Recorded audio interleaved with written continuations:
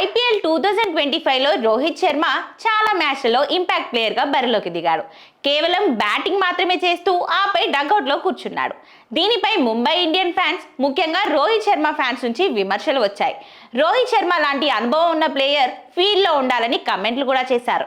Mumbai ఇండియన్స్కు 5 IPL titles అందించిన రోహిత్ శర్మ మైదానంలో ఉంటే బౌలర్లలో ఆత్మవిశ్వాసం నింపుతాడని పేర్కొన్నారు. అయితే గత సీజన్లో మేనేజ్మెంట్ ఇవేమీ పట్టించుకోలేదు. చాలా మ్యాచ్లలో ఇంపాక్ట్ ప్లేయర్గానే బరిలోకి దించి కేవలం బ్యాటింగ్ మాత్రమే చేయించింది.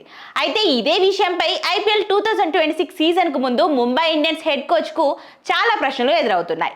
ఓ కార్యక్రమంలో పాల్గొన్న అతడికి ఈసారి కూడా రోహిత్ శర్మను ఇంపాక్ట్ ప్లేయర్గానే ఆడిస్తారా, ప్లాన్ ఏంటి అనే ప్రశ్న వచ్చింది. దీనికి బదిలిస్తూ ఆయన రోహిత్ శర్మ ఈసారి మైదానంలో ఎక్కువగా కనిపించే అవకాశం ఉందని వెల్లడించారు. ఫిట్నెస్ సమస్యలను దృష్టిలో పెట్టుకునే గత సీజన్లో అతడిని ఇంపాక్ట్ ప్లేయర్గా ఉపయోగించామని పేర్కొన్నాడు.